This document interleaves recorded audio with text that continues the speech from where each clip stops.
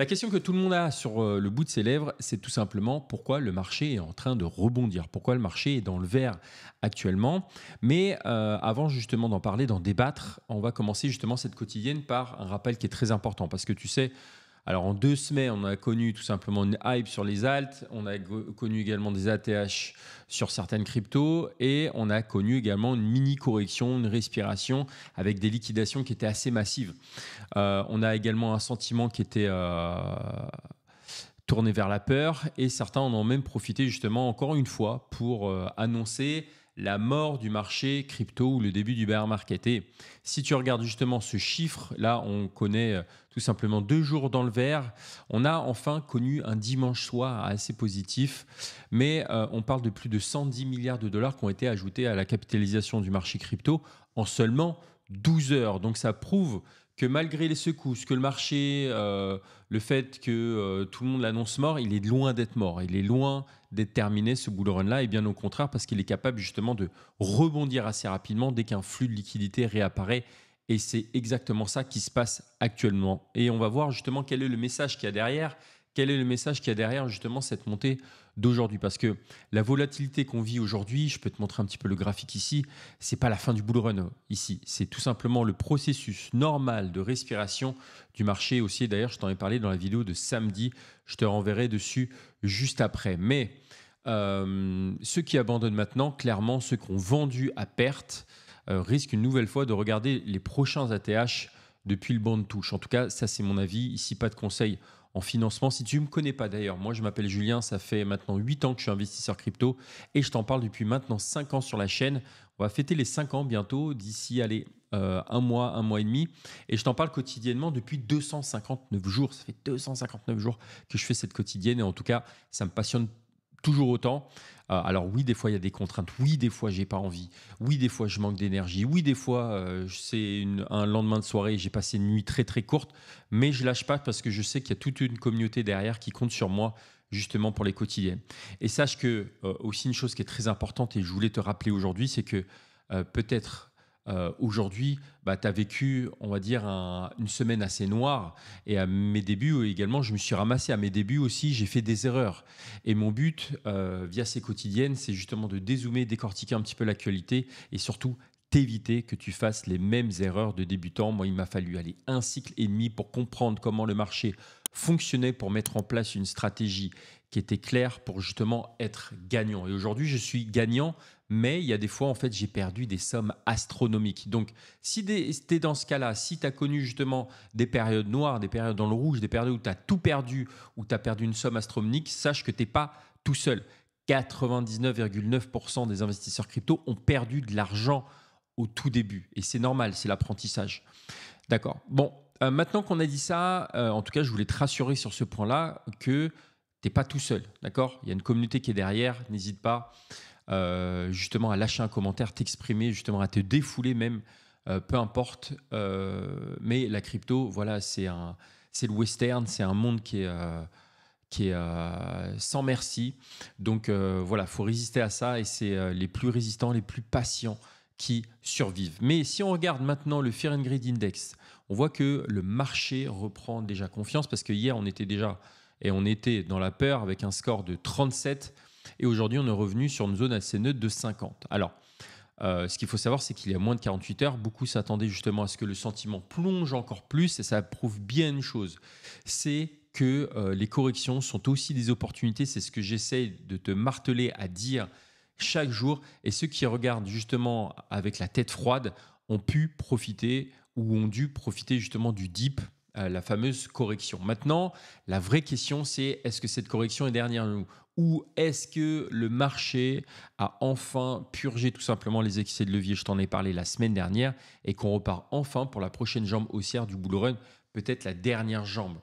C'est ce qu'on va analyser aujourd'hui. Mais justement, si on élargit un petit peu plus, et aujourd'hui on va parler également macro parce qu'il y a pas mal d'événements qui nous attendent, parce que clairement, ce sont les chiffres qui vont tout simplement driver les prochains jours et les prochains mouvements du marché. Parce que après le discours de Powell qu'on a eu la semaine dernière et les chiffres justement des jobless claims, qui était meilleur que prévu d'ailleurs. Le marché a déjà réagi assez fortement, mais cette fois-ci et cette semaine, on a une avalanche de publications. Alors, petit tour au niveau du calendrier, parce que mardi, on a les JOLTS, donc c'est le nombre d'emplois non pourvus aux États-Unis, plus la confiance des consommateurs.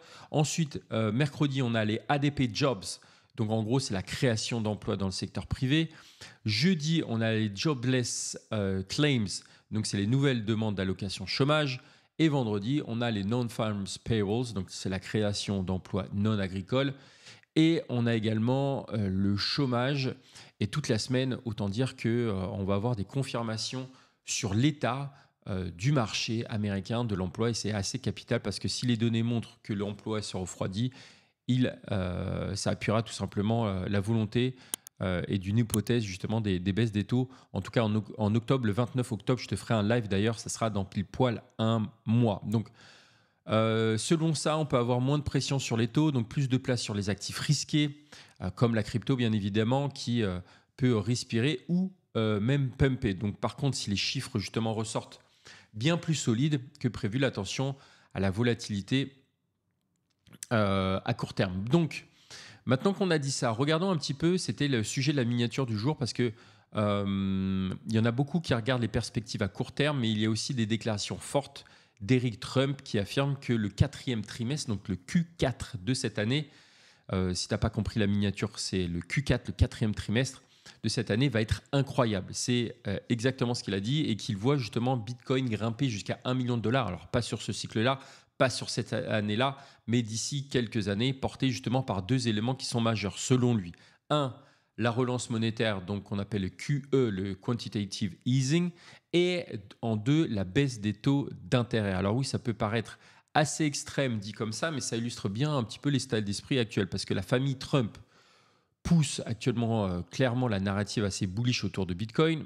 Forcément, ils ont des intérêts aussi là-dedans, mais c'est pas juste un discours politique, parce que si effectivement la Fed continue de baisser les taux et que le QE, donc le quantitative easing, revient sur la table, ça veut dire qu'une explosion de liquidité sur les marchés peut arriver. Dans ce contexte-là, tu le sais, hein, c'est toujours Bitcoin qui en profite de plus en termes de performance. Donc, avant de te parler justement de l'arrivée des ultra riches, je voulais te parler un petit peu de l'actu du côté de la crypto et de crypto.com, qui est le partenaire de cette vidéo, qui vient de lancer justement une toute nouvelle fonctionnalité qui s'appelle le Level Up, qui est très intéressante. Alors honnêtement, c'est pas juste ici du trading, c'est juste une manière de faire passer toute une gestion financière au niveau supérieur, et surtout de limiter tout ce qui est frais, et d'avoir des intérêts composés et des revenus passifs. Parce que le concept, il est très simple. C'est de faire passer votre patrimoine au niveau supérieur, et ça s'appelle Level Up. Donc c'est un programme premium dans l'appli crypto.com qui combine des outils financiers puissants avec des avantages au quotidien, et tu le vois ici selon la formule que tu veux prendre. Et c'est pas réservé seulement aux traders, hein, c'est pensé pour tous ceux qui veulent plus de valeur pour leur argent. Alors qu'est-ce que ça inclut concrètement? Alors, tu peux avoir du cashback sur tes dépenses jusqu'à 5-6% selon la région. Tu peux avoir également des abonnements pour Netflix et Spotify complètement inclus et pris en charge. Et ce qui est le plus intéressant, c'est zéro frais de trading sur la plateforme. Alors en clair, vous économisez pas seulement quand vous investissez, mais vous êtes aussi récompensé quand vous faites vos courses. Donc quand vous regardez Netflix, quand vous écoutez Spotify, bref, pour des choses un petit peu du quotidien. Ce qui est vraiment intéressant, c'est que Level Up, ici, c'est vraiment ce pont entre la finance traditionnelle et la crypto, avec un outil tout en un, parce que plus besoin ici de multiplier les applications, parce que si vous avez un seul écosystème qui regroupe justement investissement, dépenses et récompenses, on voit clairement que les plateformes justement sont en train d'évoluer, de devenir justement des vrais partenaires et des vrais écosystèmes financiers assez complets. Donc si vous voulez découvrir cela, je vous mets le lien en description. Pour avoir justement 30 jours d'essai gratuit, il suffit d'ouvrir soit l'application crypto.com si tu l'as déjà, et de chercher Level Up. Et tu as également le lien en description comme d'hab. Merci justement à crypto.com de sponsoriser cette partie de la vidéo. Donc n'hésitez pas à aller voir cette nouvelle fonctionnalité sur crypto.com. Et justement, une tendance également qui est très intéressante, qui est en train d'émerger, c'est les ultra riches qui se mettent sérieusement à investir dans la crypto. Alors c'est vrai qu'on n'en parle pas trop, alors peut-être qu'ils le font de façon assez discrète, mais jusqu'ici, Et pour beaucoup de ces grandes fortunes, le Bitcoin était un actif spéculatif qui craignait, qui faisait peur, qui était très volatile.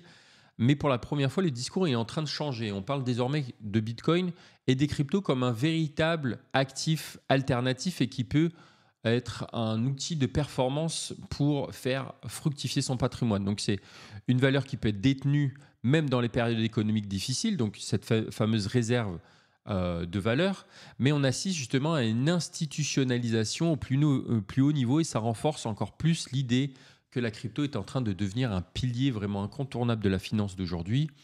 Bref, c'est vrai que c'est un sujet, ces narratives auxquelles on ne parle jamais, c'est ces ultra riches. Est-ce qu'ils investissent dans la crypto? On les voit arriver maintenant. Un autre point à ne pas négliger ici, c'est l'évolution justement de la détention de Bitcoin par les fonds d'investissement et les entreprises qui sont cotées.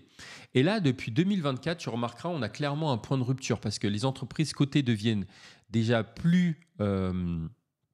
détiennent plus de 5% de tous les BTC en circulation. Et les fonds d'investissement, eux, possèdent désormais et dépassent même les 7%. Donc, ça veut dire que plus de 12% du Bitcoin total est entre les mains des gros acteurs institutionnels. Et ça, c'est du Bitcoin qui ne reviendra jamais sur le marché parce que soyons clairs, hein, tout ce qui est stratégie, tout ce qui est BlackRock ou encore les géants de la finance n'achètent pas pour revendre, ils accumulent sur le long terme et chaque BTC qui part dans leur coffre, eh ben, c'est un BTC qui disparaît pour de bon de la liquidité disponible. Donc on est vraiment en face d'une pression d'offres assez énorme. Je te parle régulièrement de ce fameux choc offre et la demande, mais là, justement, et si la demande continue d'augmenter, on le voit, et donc de provoquer ce déséquilibre entre l'offre et la demande, eh ben, la valorisation ne peut que pousser son prix encore plus haut.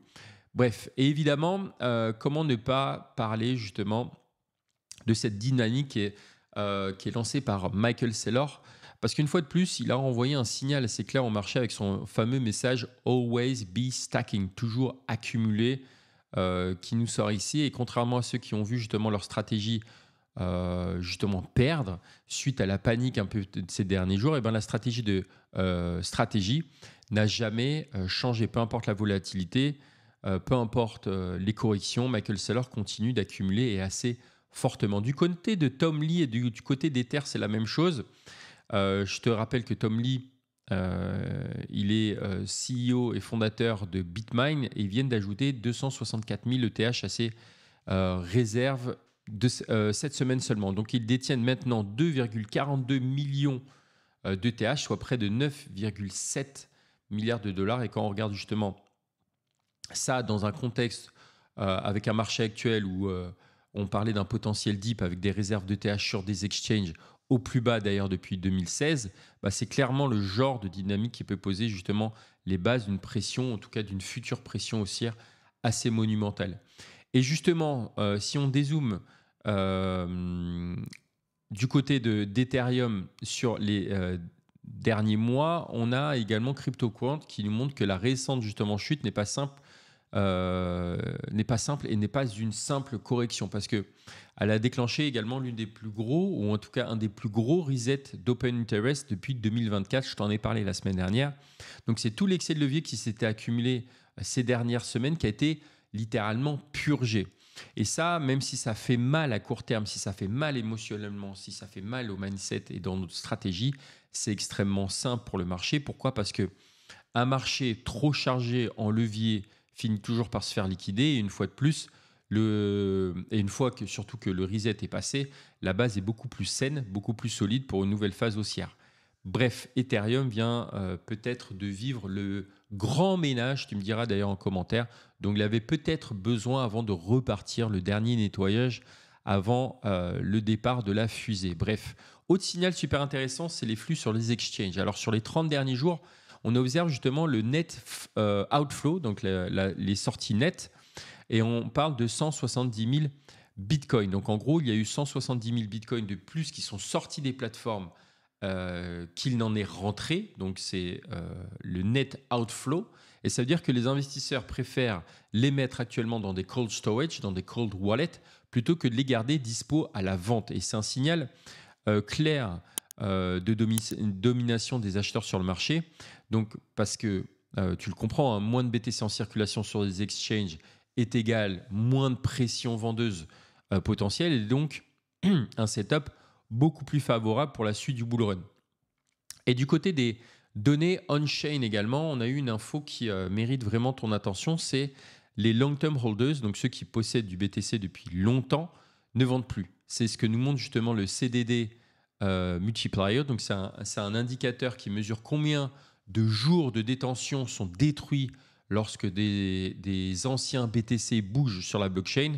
Et dit plus simplement, cela permet de voir si les investisseurs à long terme sont en train de céder leur position ou non. Et qu'est-ce qu'on constate actuellement et via ce graphique-là? C'est que depuis plusieurs mois, l'activité des long-term holders, donc on appelle les LTH, ralentissent fortement justement par rapport à 2024. Donc historiquement, justement, ce genre de configuration annonce souvent soit une phase d'accumulation qu'on a déjà vécue, soit une phase de consolidation assez saine sur le marché. Et autrement dit, malgré les secousses récentes qu'on a connues encore la semaine dernière et un prix aux alentours, on a frôlé les 109 000 $, et ben les mains fortes du marché attendent le prochain grand mouvement, le prochain vrai mouvement, plutôt que de distribuer leurs tokens.